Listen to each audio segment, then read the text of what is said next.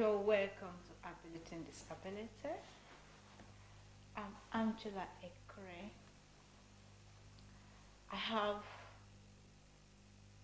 a co-host with me today, the person of Moses Ozo Akpondo. This is Akpondo, you're welcome to this program.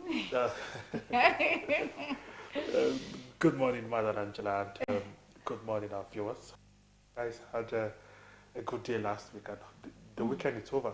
It's Monday, and it's time for work. It's all time for work, yeah, indeed.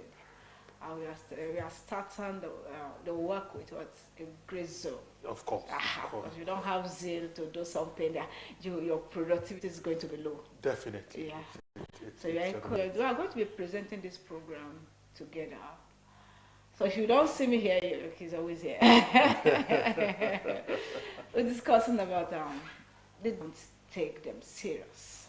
They want to do anything, they're like, no. Wow. Of misconceptions being an issue for debate, which most agencies are afraid to talk about, or many people want to skip, because when it comes to persons with disability, when you talk about them having the ability to, how are you going to see what you're doing? It was a question that each time I recall it, I just burst out in laughter. Do you know what they ask? It's like a mystery. Mm-hmm. You're not seeing what you are doing. What you're doing, but you're doing it. You're doing it. It's indeed a mystery to them. So today we are going to be looking at some primary misconceptions which people often misunderstand about persons with disability. And these misconceptions, most times it has to do with the mind.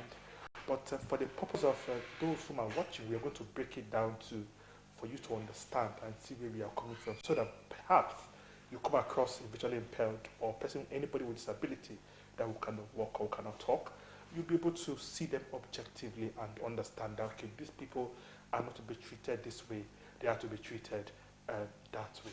Well, you say it with the mind. I know it's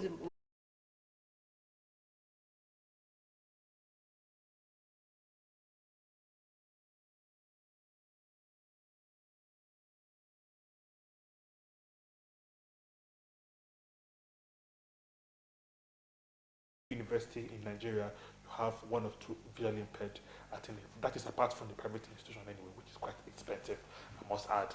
But for the public institutions, be it that of the state or federal level, you see a visually impaired there who is trying to study, bridging the gap, trying to make one or two things happen, proving to the whole world that beyond just the sight or beyond just the deaf and dumb challenge that they have something upstairs to offer to the world. Yeah, that is why this program named Ability and Disability. Yes. Yeah. You know, when I was in school, I recorded my program, I type, I use Braille. Yeah. At times I take my machine to school. All of us, the lecturer is talking, I'm writing and all that. I'm amazed. How is she doing it? Exactly, we're right.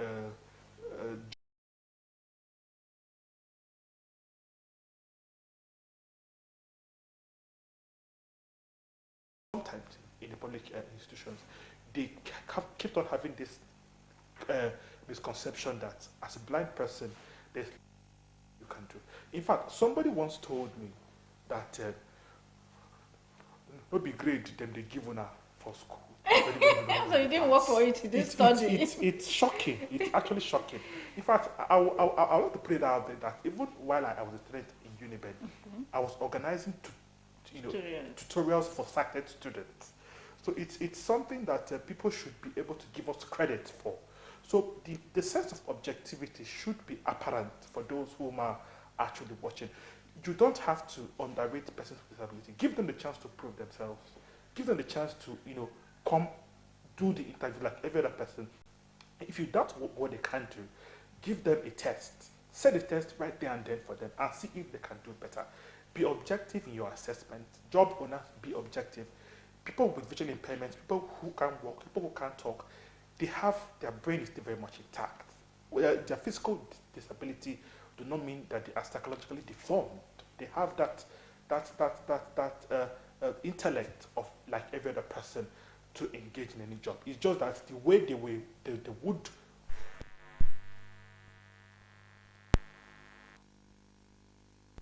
people who are writing for different